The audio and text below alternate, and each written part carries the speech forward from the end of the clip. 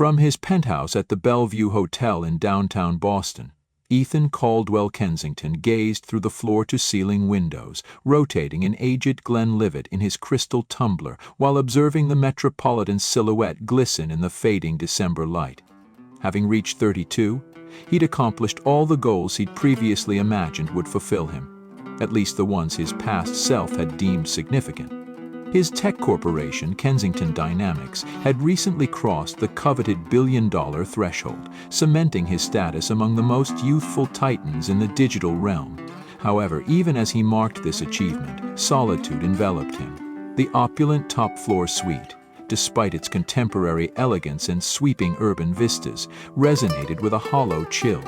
Regardless of the sumptuous delicacies arranged on the stone countertop or the premium bubbly nestled in its sterling vessel of ice.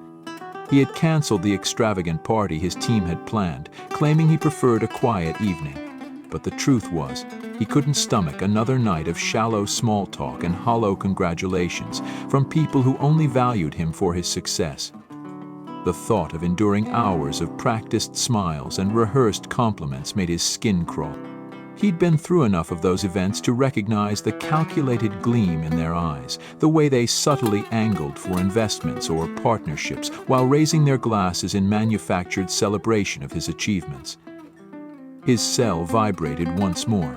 No doubt it was yet another message of praise from someone wanting to emphasize his good fortune, but as his eyes fell on the display, his heart skipped a beat. Parker Reeves, his longtime friend. Parker was the only individual who'd dared to confront him, to expose the tunnel vision caused by his relentless drive. The message on his screen taunted, "Let me guess, you're sulking by yourself in that crystal tower again. I suggest that you head over to the Evergreen Lounge on 42nd. There is someone there that you should see." Ethan's hand lingered above the phone screen. The Evergreen Lounge held memories he'd avoided for what felt like ages, especially from that fateful evening almost 10 years ago, the evening he'd abandoned his old life, the evening when ambition trumped his heart. An image flashed unbidden, jade-colored irises brimming with pain, soft words lost beneath his unwavering determination. Despite the passing years, the remorse continued to eat away at his conscience. "Count me out for this evening." As he had expected, his friend's response appeared right away. "Take my word, Ethan, you'll be sorry if you don't come as soon as possible." Parker's tone gave him a moment's hesitation. Throughout their 20-plus years as friends, Parker's guidance had proven unerring even those times when Ethan stubbornly wished to dismiss his counsel. His eyes drifted to his mirrored image in the window, the bespoke slate-colored suit hugging his frame, his ebony locks casually swept back, every inch the successful magnate. Still, a hollow void lurked behind his steel-mug stare. He knew that Parker would continue to hound him until he agreed to come. Exhaling softly, he retrieved his jacket and then sent quick a response. "All right, I'll be there in about 15 minutes." He entered the modern, transparent elevator of the Bellevue Hotel, his heartbeat calm despite his wandering mind. An inexplicable sensation of impending transformation nagged at him. His previous visit to the Evergreen Lounge had been during another lifetime, when he was younger, ambitious, and foolish enough to think achievement would equal happiness. These days, perched atop the corporate kingdom he had given up everything to create, he questioned whether he had devoted his life to scaling the wrong peak.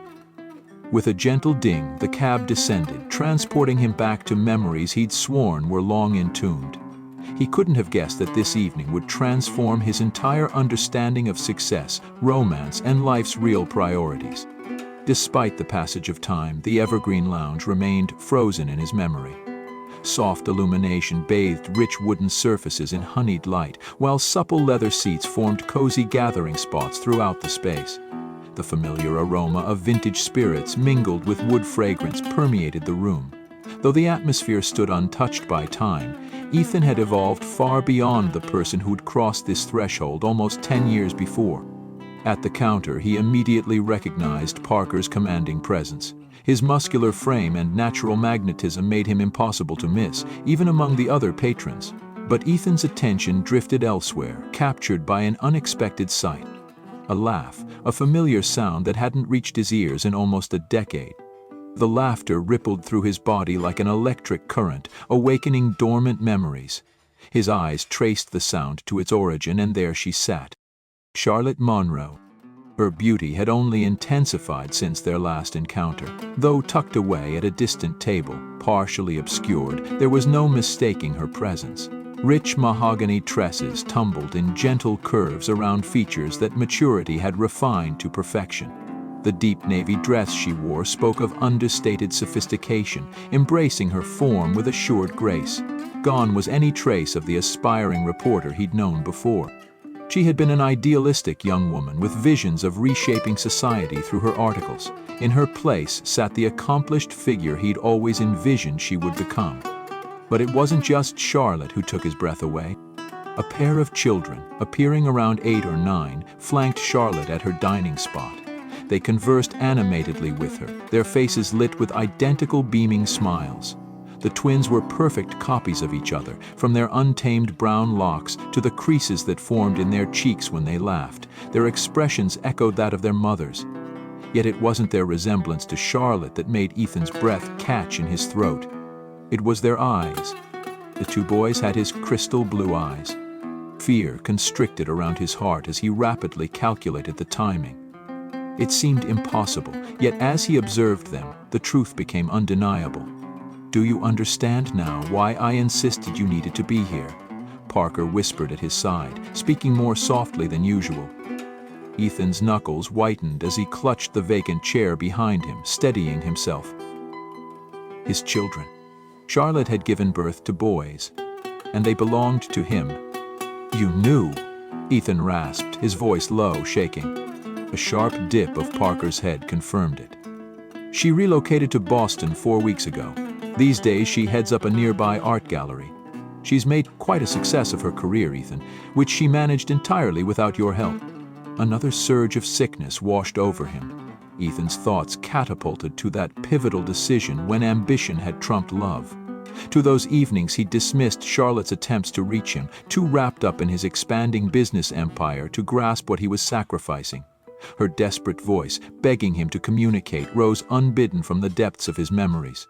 How different would his life be if he had just answered her calls? "She must hate me," he whispered, the words catching in his throat. Parker released a long breath, assessing him carefully. "That's not in her nature, but she gave up holding out hope for you years ago." His chest constricted as he observed the children nestling close to Charlotte, one nibbling at a dinner roll while his brother eagerly shared a story that drew forth from her a melodious chuckle. "What are their names?" "The one in a blue shirt is Elijah, the other is Finn." Parker's tone grew gentle.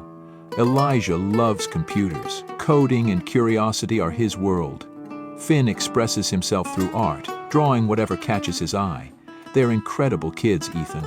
They inherited the finest qualities from both their parents." Ethan's reality spun off its axis, making him feel untethered and lost. His children had been blossoming. They had been thriving, discovering and finding joy, but with no father to guide them. And only because he'd been too foolish to understand what was genuinely important. "How can I make this right?" he murmured. Parker paused, considering, before exhaling deeply. "You begin by staying and facing it." At that moment, Elijah lifted his head, surveying the space with a maturity that seemed impossible for a child his age. His keen blue eyes, identical to Ethan's, settled on him, and understanding dawned in his youthful features.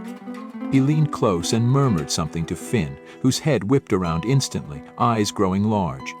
And then Charlotte turned to see what held her son's attention. When she spotted him, Ethan witnessed each reaction he had dreaded ripple across her features. There was disbelief, pain, and what appeared to be barely contained fury.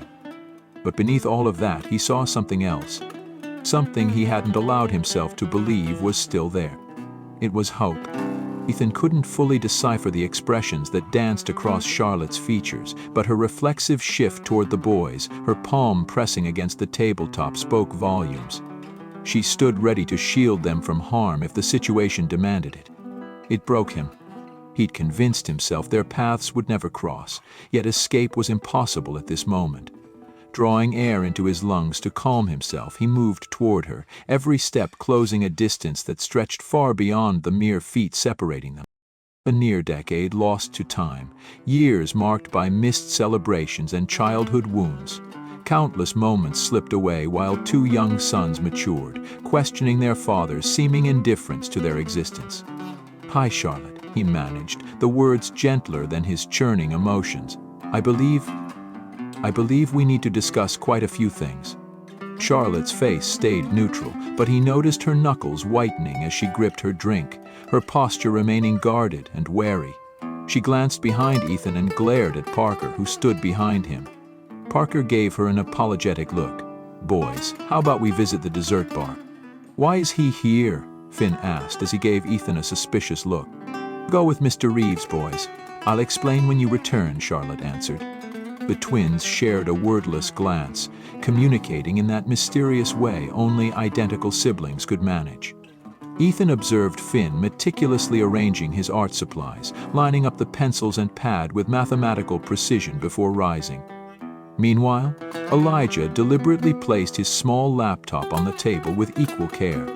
As they departed with Parker, Ethan found himself absorbing each small nuance, their distinctive gaits, their speech patterns, and the remarkable depth of their minds and emotions were already on display. He attempted to make up for a lifetime of missed memories in these fleeting moments. "Take a seat," Charlotte commanded, motioning toward the vacant chair opposite her, though her words remained steady, an unmistakable sharpness threaded through them. "But understand this, if you intend to vanish into thin air again afterward, you might as well leave right now. The boys aren't some transaction you can dabble in when convenient. They warrant better treatment than that." Her rebuke pierced him, yet Ethan remained silent. He lowered himself into the seat, more vulnerable beneath her unwavering stare than during any corporate presentation.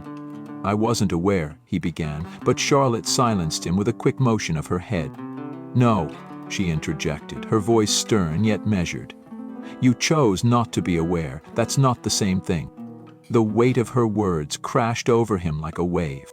Her frustration spilled out as she explained her efforts to contact him.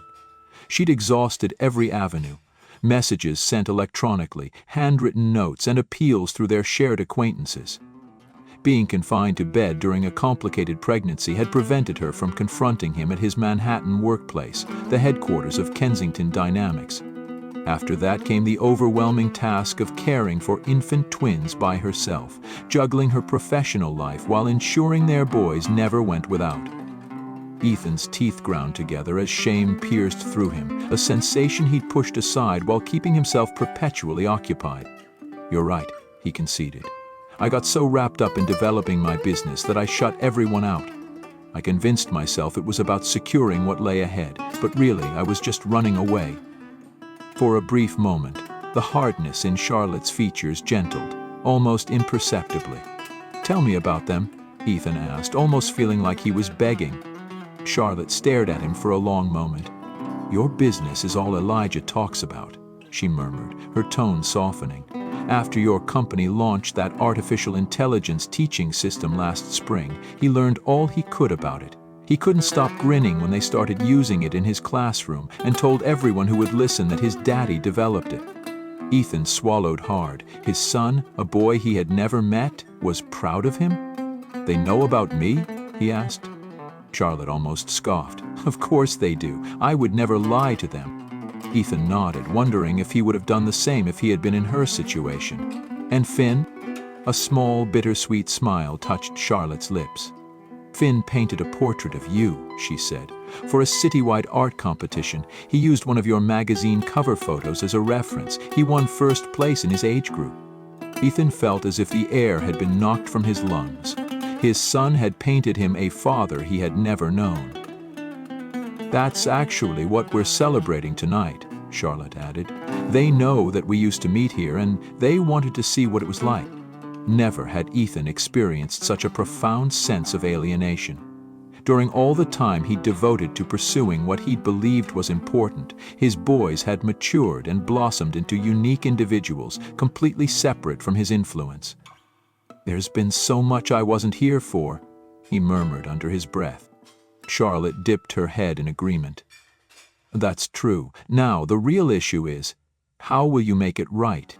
Before Ethan could respond, he heard small running feet behind him. The boys had returned, each holding a plate full of desserts.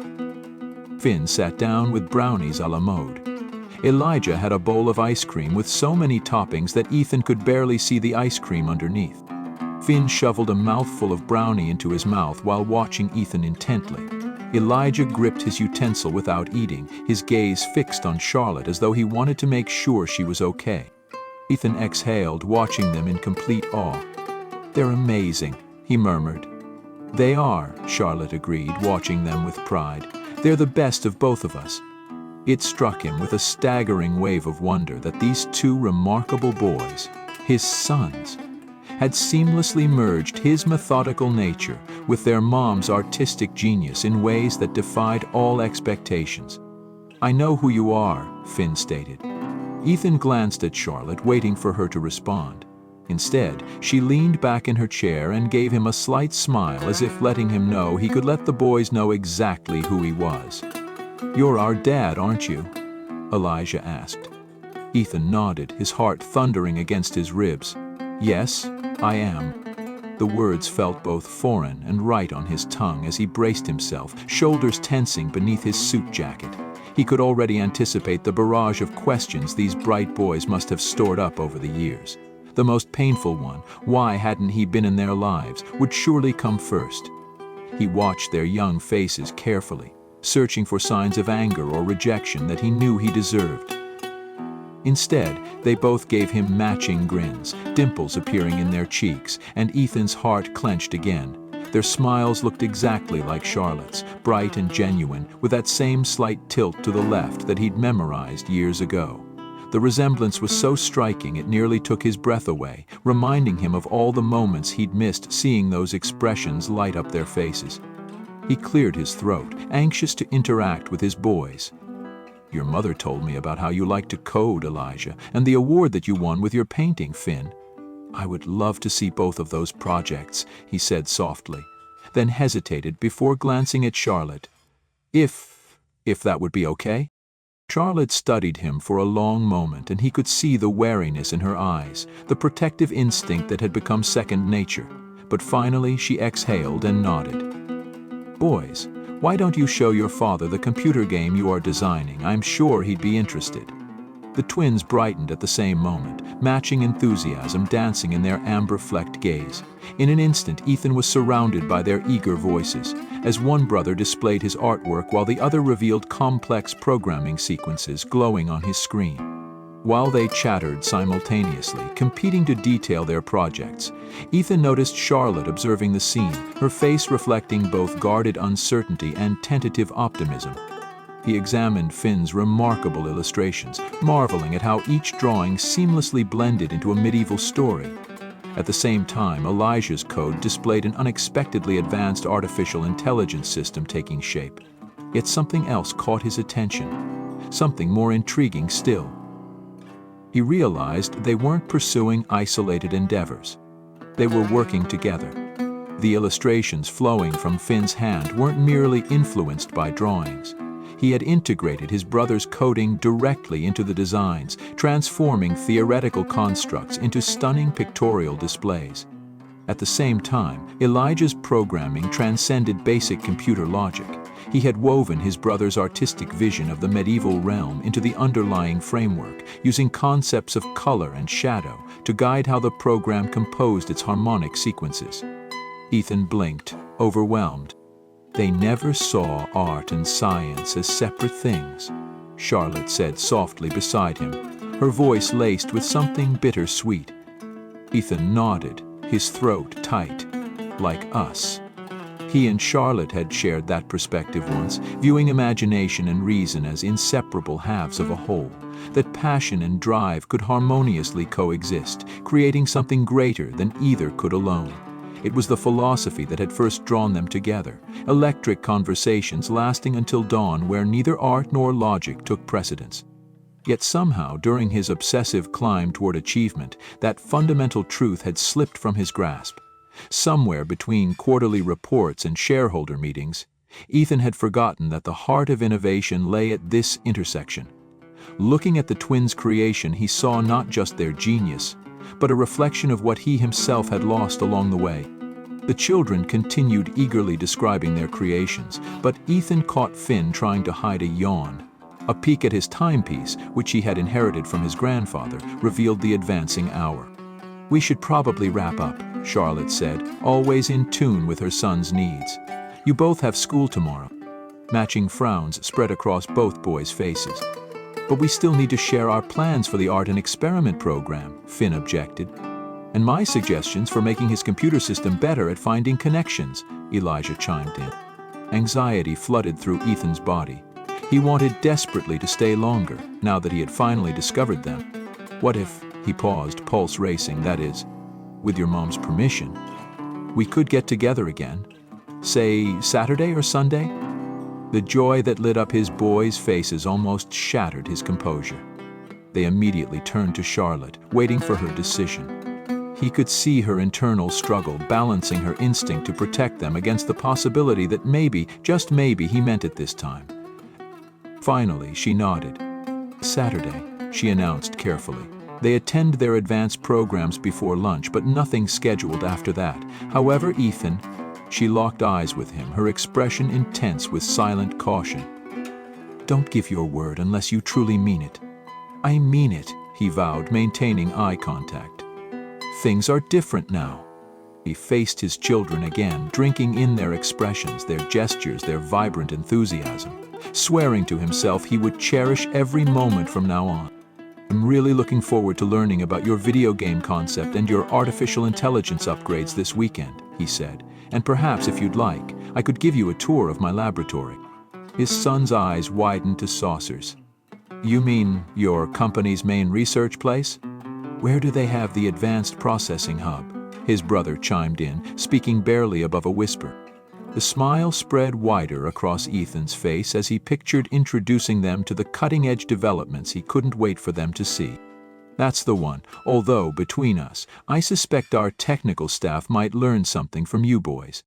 As the brothers collected their belongings, Ethan caught Finn hastily scratching something into his notebook before snapping it shut. Right before their departure, he ripped free a sheet and extended it tentatively. "Here," Finn murmured, an unusual trace of uncertainty coloring his words. "So you don't forget about Saturday." Ethan accepted the paper, opening it with delicate precision, and his heart constricted at what he saw. The sketch depicted their small group, the entire family, gathered around this exact table. Not some publicity image, not an imagined scene from the past, from this evening's moment. Ethan's throat went dry as he meticulously creased the artwork and slipped it into his breast pocket, even as he wondered how he wondered when Finn had drawn this. "I couldn't forget if I tried," he assured him. For the first time in his life, he meant it.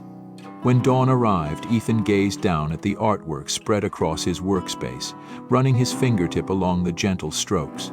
In some inexplicable way, Finn's creation held deeper meaning than mere physical resemblance.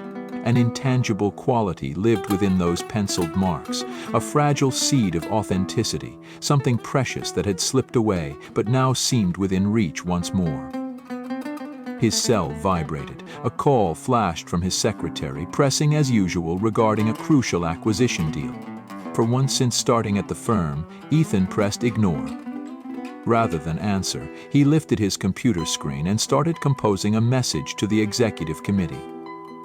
The moment had come to shift direction. Effective at once, he would transfer their main office to Boston. The Manhattan location could continue operating as their East Coast branch, but this was where he needed to be. His fingers hovered for just a moment before adding another line. Additionally, he would be reorganizing his work commitments to ensure manageable office time. Personal responsibilities would come first. It only took a few minutes after he submitted the email for his phone erupted with alerts, directors, shareholders, and senior managers, each clamoring for answers. Ethan muted every notification and switched over to his web window. He hesitated for only a second before typing. How to be a good father to sons. The irony of a tech tycoon resorting to Google for parenting tips wasn't lost on him, but he didn't mind.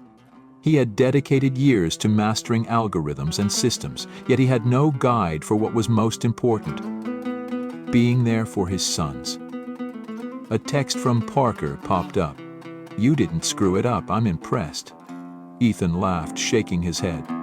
"I haven't exactly succeeded yet either." "Fair enough," Parker messaged back. "At least you're making an effort now. That's a big change from before. Oh, and heads up, Charlotte has her gallery debut coming up in a few weeks. Could be a perfect chance to encourage both her and Finn's artistic pursuits." Ethan promptly pulled up the calendar for the Boston Museum of Contemporary Art. Just as expected, there was a significant exhibition launching, the debut of the Modern Art Wing, and Charlotte Monroe's name appeared as the event's curator. His gaze landed on an additional note. The victors of the student artwork contest would have their pieces showcased in a dedicated display. Among them would be Finn's rendering of him. His heart constricted. What had Finn seen in that magazine photo? What had he captured in that award-winning portrait? The prospect of viewing his reflection through the perspective of this boy, a child who remained a stranger until recently, filled him with equal parts dread and fascination. A concept started taking shape. The tech corporation had been exploring opportunities to merge creative expression with digital innovation in schools. Perhaps, he launched a blank file and started outlining his proposal. An integrated initiative combining the boy's digital creation with his brother's evocative portrait. A venture demonstrating he wasn't merely observing, he cherished their individual passions with identical devotion. His device vibrated, a message from his coordinator noting the upcoming day's appointments in Manhattan. Ethan replied instantly. "Void all travel arrangements. Move any remote-capable meetings online. Additionally, begin searching for an appropriate residential property in the Boston area." The following week blurred by in a flurry of declarations and transitions. Ethan's choice to transfer his life to Boston rattled the Silicon Valley ecosystem. Industry websites churned out theories about his reasoning. A few insisted it marked a calculated growth plan, while others suspected executive fatigue. For once, Ethan remained indifferent. He paid no attention to the tech world's chatter. His thoughts centered completely on the upcoming weekend. In their last coordination call, Charlotte outlined the specifics. "The boys' online classes end at noon," she explained. "Finn is taking advanced studio art, and Elijah is taking a coding class through the MIT's online youth program." Ethan nearly dropped his phone. "They're taking classes at MIT already?" The paternal delight radiated through his words. Charlotte fell silent for a moment before confessing, "Their test scores are exceptional, although anyone can access these courses at no cost. Still, they're thrilled about being capable of handling pre-university level work." She grew quiet, then barely above a whisper, "They share so many of your traits. It's almost painful to watch." Ethan squeezed his eyelids shut as nearly a decade of absent fatherhood bore down on his heart. "I've been considering," he spoke with measured words, "how to bridge this gap we have, at a pace that feels comfortable." He described his proposal about bringing them to the laboratory and developing the learning program that would blend their artistic and technical passions. He had detected a small hitch in Charlotte's breathing. "You're really serious about this?" It wasn't a query, more an amalgam of awe and uncertainty. "I am." Ethan's tone remained unwavering. "But I need your guidance, Charlotte. I don't want to intrude or undermine the incredible work you've done as their mother. I want to enrich their world, not make it more difficult." A quiet moment then lingered heavy in the air, punctuated only by each of their thoughts. Charlotte's fingers traced abstract patterns on the smooth surface of her cell. At last, she thought. "They have a school science fair next month." Her voice carried a mix of maternal pride and tentative hope. "Elijah has been struggling with some aspects of his AI music project, and Finn, he's been trying to find a way to make his art interactive." She smiled faintly, her eyes distant as she thought of her son's ambitious undertakings. "They're both so determined, but sometimes the technical aspects feel just out of reach." Ethan answered instantly, "Yes." A gentle chuckle escaped Charlotte. "You haven't even heard my request." The details aren't important. I'll help with anything they require." Again, another moment of quiet stretched between them. When Charlotte spoke, her words emerged barely above a whisper. "Remember to protect their feelings, Ethan. They may be gifted, but they're still just children." A fierce ache of regret pierced his chest. "I understand. I promise to be there for them. For all of you this time." The line went quiet once more. Finally, "Time will tell." Yet her tone carried none of its former sharpness. Then, catching him entirely by surprise, she said, "Oh, and Ethan?" "Yes?" "Skip the suit this weekend." Ethan felt confused. "What's wrong with it?" "Because the boys want to take you to their favorite ice cream place after the lab visit." She hesitated, then added with a teasing edge, "It gets messy." A soft laugh escaped him, the sound flowing with unexpected naturalness. Message received. When he disconnected, an astonishing thought struck him. This marked the first occasion in ages that his Saturday plans didn't revolve around corporate negotiations or merging companies. Instead, it centered on something far more precious: his family. And as the realization washed over him, Ethan felt a certainty he hadn't known in 10 years. This was precisely where he needed to be. After ending the call, Ethan surveyed his immaculate high-rise apartment with new perspective. The modern, streamlined interior, previously a symbol of his achievements, now seemed sterile and empty, utterly unsuitable for a pair of imaginative, vibrant 9-year-old twins. He settled into his desk chair and powered up his computer, appending another item to his expanding agenda. Transform areas of the residence for children. A creative workspace for Finn with a study room for Elijah. He paused, hands suspended above the keyboard.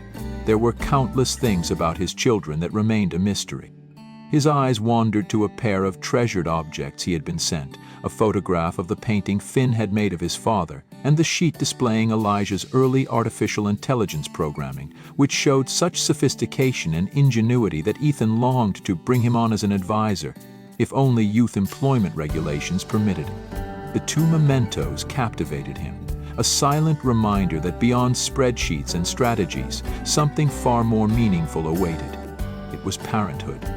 Deep into the evening hours, he immersed himself not in corporate dealings or business plans, but in absorbing every resource about nurturing exceptional young minds. He studied ways to foster budding creatives, mentor developing researchers, and above all, become the dependable father figure his boys deserved. The weekend dawned clear and brisk, an ideal December day, brimming with a feeling of fresh opportunities. Ethan got to MIT ahead of time, walking back and forth outside the building for the youth program in jeans and a casual sweater, a clear departure from his typical tailored suits. When Charlotte's car drove up, his heart raced more than in any high-stakes business negotiation. And then they appeared. As soon as Elijah and Finn sprang from the car, brimming with energy, everything else vanished. A large portfolio case towered beside Finn, while Elijah hugged his computer to his body, treasuring it like something precious. Their coordinated cold-weather jackets, deep violet on Elijah and cerulean on Finn, caught Ethan's attention, highlighting their distinct personalities. "Papa!" they exclaimed in unison, the greeting striking his core with electric force. "Wait until you see what we've been working on," Elijah declared, prying his computer open as he strode forward. "Plus, I drew up ideas for arranging everything," Finn chimed in, fumbling with his case's zipper while trying to keep it balanced. Ethan glimpsed Charlotte watching from above the boys' heads. She offered a subtle, affirmative gesture, the faintest hint of amusement tugging at her mouth. "Back at 6 o'clock, she called out. "Go easy on the frozen treats. They're supposed to eat with Grandma this evening." The next few hours melted away in a blur of joy and discovery, filled with excited chatter and endless questions that made Ethan's heart soar. In the gleaming Kensington Dynamics Research Lab, Elijah's eyes grew wide at the quantum computing setup, his fingers hovering reverently over the sleek equipment as Ethan explained the basics of quantum entanglement. Meanwhile, Finn gasped at the 3D modeling stations, immediately gravitating toward the holographic displays that brought digital creations to life before their eyes. Ethan had carefully prepared demonstrations that merged art and science, real-world applications of their talents. He'd selected projects that would spark their imaginations, interactive light sculptures controlled by code, architectural visualizations that responded to music, and prototype designs that seamlessly blended form with function. Each revelation drew fresh exclamations of wonder from the boys. "It's just like our projects," Elijah called out, mesmerized by the fluctuating shapes that danced across the enormous display in response to the audio input. "Well," Ethan replied, his voice trembling with poorly concealed enthusiasm, "I was thinking you two could assist me with a special task." He opened a document he'd privately developed and kept under wraps. He shared the news in a measured tone. "We're creating learning programs that merge artistic expression with equations and formulas. I was hoping you boys might want to pioneer the development process." The brothers shared a wordless glance between them, and this time Ethan began to decipher their unspoken communication. One arched brow from Finn questioned the legitimacy of the offer. Elijah cocked his head a fraction, silently pondering if they could handle such a task. Their matching grins emerged in perfect unison, revealing their answer ahead of their words. "Would it be possible to incorporate my artificial intelligence music system?" Elijah ventured. "And maybe integrate my quantum-generated visuals for the user display?" Finn added eagerly. Ethan beamed. "That's precisely what I had in mind." That afternoon, nestled in a dessert parlor dubbed the Numerical Nosh, Ethan observed his boys arguing playfully over ice cream varieties, each bearing the name of a complex scientific principle. "These jokes are lost on Mom," Finn whispered, sampling his quantum quandary blend. "Though she nods along whenever we break down the meanings," Elijah chuckled, as his chaos theory crunch trickled in a geometric pattern around the wafer cone. Ethan laughed softly, utterly captivated by his sons. For years he had thought he was constructing something magnificent, an innovation dynasty that transformed society. But the most extraordinary thing he'd ever made had been maturing while he was absent. 4 weeks passed. The halls of Boston's newest art museum hummed with anticipation as patrons gathered for the Contemporary Collection's debut celebration. Ethan lingered before the canvas that had earned his son such acclaim, studying each detail, at last grasping the meaning behind Finn's interpretation of that periodical snapshot. His child had revealed something deeper than mere appearance.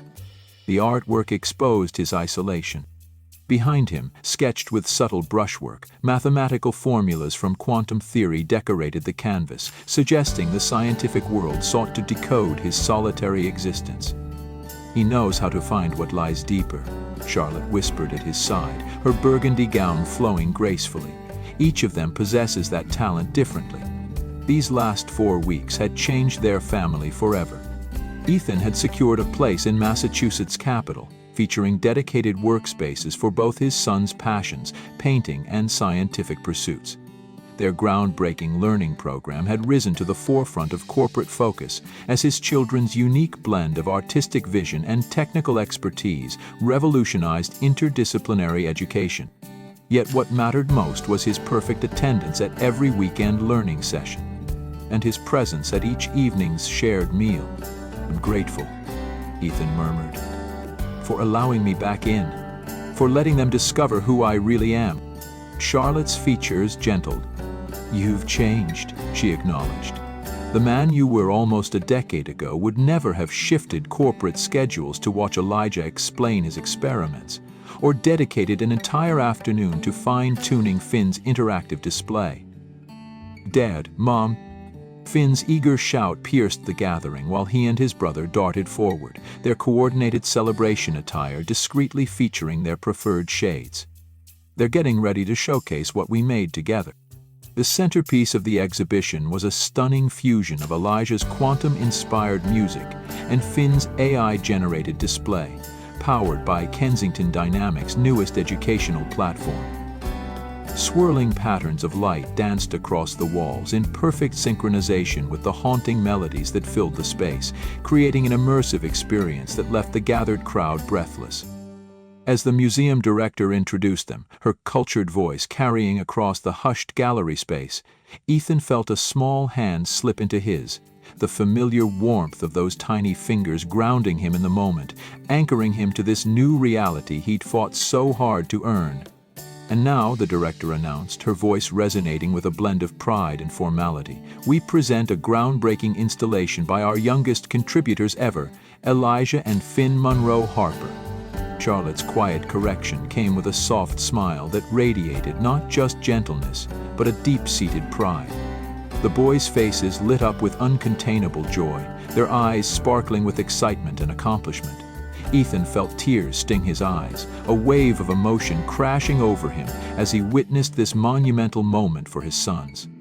While the room erupted in enthusiastic clapping, Ethan gazed at each beloved face, at Finn, whose mind transformed mathematical formulas into art, at Elijah, whose coding flowed like a symphony, and at Charlotte, whose grace had preserved their son's connection to him despite everything. Then it struck him.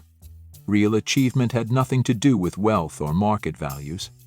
It lived in precious snapshots of time just like this one.